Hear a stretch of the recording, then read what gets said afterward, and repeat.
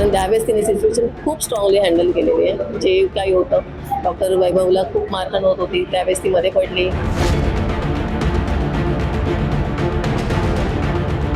Save करण्याचा तिने प्रयत्न केला तिच्या परीने जेवढं तिला शक्य झालं, आणि तरी सुद्धा तिचा मोबाईल फेकण्यात आला. आपल्यासोबत डॉक्टर सृष्टी यांच्या मातोश्री होत्या. या ठिकाणी त्यांना जे आहे ते अश्रू अनावर झालेले आहे. डोंबिवलीच्या शास्त्रीनगर हॉस्पिटलमध्ये जर आपण बघितलं तर मारहाणीचा प्रकार जो आहे तो समोर आलेला आहे, आणि या मारहाणीमध्ये ज्यांना मारहाण झालेली आहे त्या डॉक्टर सृष्टी यांच्या मातोश्री आपल्यासोबत आहे. काही वेळापूर्वीच या ठिकाणी आमदार रोहित पवार आणि ठाकरे गटाचे नेते विनायक राऊत यांनी भेट दिली. यावेळेला त्यांनी वेगवेगळ्या पद्धतीने जे आहे त्या घटनेचा निषेध नोंदवला आहे. आणि माझ्यासोबत आता डॉक्टर सृष्टी यांच्या मातोश्री आहे. तुम्ही या ठिकाणी आलेला आहात. खरं तर तुम्हाला अश्रू या ठिकाणी अनावर झालेले आहे. काय पहिल्या भावना काय आहेत तुमच्या? मी तर या घटनेचा एकदम निषेध करते, कारण ही फक्त पहिली घटना नाही आहे या हॉस्पिटलमध्ये किंवा पूर्ण सोसायटीमध्ये. जिथे डॉक्टर कार्यरत मध्ये, प्रायव्हेट सेक्टर असू दे, पब्लिक असू दे, वॉट एव्हर, तिकडे सगळ्यांवर असा अन्यायकारक आणि असे हल्ले होत असतात. आता सध्या आमच्या इकडे कल्याणपूर्वेमध्ये जानकी ग्लोबल हॉस्पिटल आहे, तिथेही अशी डॉक्टरांवर आणि जे काही एम्प्लॉईज होते, मेडिकोज किंवा नॉन मेडिकोज, त्यांच्या सगळ्यांवर हल्ला झालेला आहे, तोडफोड झालेली आहे. म्हणजे असं वारंवार घटना घडतच असतात समाजामध्ये. ही पहिली घटना घडत नाही आहे, पण ही आता माझ्या मुलीपर्यंत आली म्हणून मला समोर यावं लागतं. आणि माझी प्रशासनाकडून इतकीच मागणी आहे, जे काय तुम्ही न्याय प्रक्रिया आता सुरू ठेवलेली आहे त्याच्यामध्ये पारदर्शकता असावी, आणि म्हणजे जे खरं आहे ते समाजासमोर यावं, जेणेकरून एक चांगला मेसेज सोसायटीमध्ये जाईल.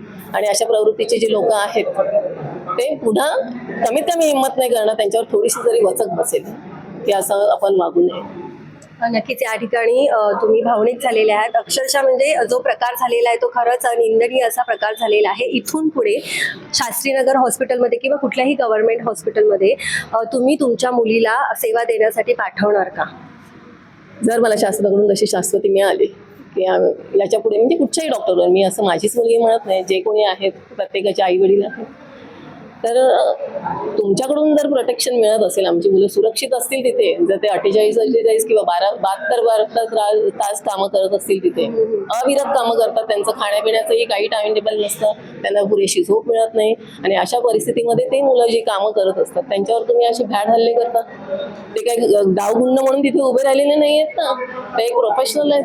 त्यांच्यावर तुम्ही अचानक जर असा हल्ला चढवाल तर त्यांनी कशी, म्हणजे त्याला काय प्रतिक्रिया द्यावी हे मला समजतं. नक्कीच लोकप्रतिनिधी हे लोकांचं प्रतिनिधित्व करत असतात, आणि एका ज्येष्ठ नगरसेवकाकडून अशा प्रकारचं ऍक्शन जे आहे आणि अशा प्रकारचं जे कृत्य होत असेल तर तुम्ही एक नागरिक म्हणून नाही तर एक आई म्हणून तुम्हाला नेमकं काय सांगायचंय?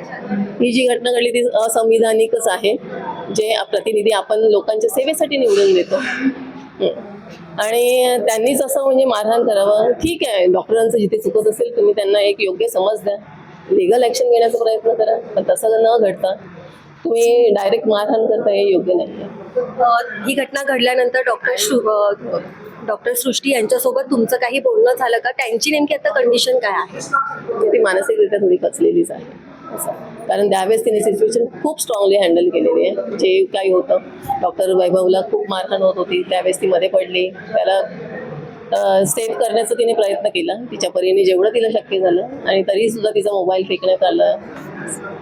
तुम्हाला या संदर्भात काही आश्वासन देण्यात आलंय का? नाही, अजूनपर्यंत कुठच्याही प्रशासकीय अधिकारी किंवा कोण यांच्याकडून आम्हाला काही कुठच्याही प्रकारचं आश्वासन दिलेलं नाही. काय मागणी काय तुमची नेमकी आता सध्या?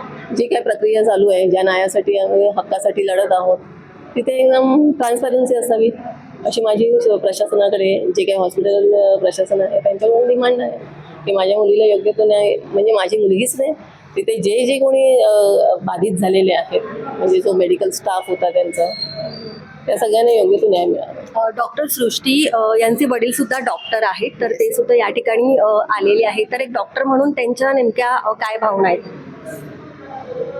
काय म्हणणं, त्यांना पण तेच वाटेल ना, आम्ही एवढ्या नोबल प्रोफेशनमधून मुलांना पाठवलं, लोकांच्या सेवेसाठी पाठवलं आहे, तर आता आमची मागणीच आहे ना की तिला योग्य तो न्याय मिळावा. आपण बघितलं आपल्यासोबत डॉक्टर सृष्टी यांच्या मातोश्री होत्या. या ठिकाणी त्यांना जे आहे ते अश्रू अनावर झालेले आहे. खरं तर तो आपण CCTV समोर आलेला आहे त्यामध्ये बघितलं तर महिला डॉक्टरच्या हातामधला मोबाईल सुद्धा त्या ठिकाणी हिसकावून घेण्याचा प्रयत्न झालेला आहे. जर आमची मुलगी नाही तर हॉस्पिटलमध्ये काम करणारे सर्व कर्मचारी सुरक्षित नसेल तर सेवा कशी द्यायची असा प्रश्न जो आहे तो त्यांच्या माध्यमातून उपस्थित करण्यात आलेला आहे. त्याचप्रमाणे त्यांना अजूनही कुठल्याही प्रकारचं ठोस असं आश्वासन मिळालेलं नाही. त्यामुळे न्यायाची मागणी जी आहे त्यांनी या ठिकाणी केलेली आहे. व्हिडिओ जर्नलिस्ट रोशनी कुलसह मयुरी चव्हाण, कल्याण डोंबिवली.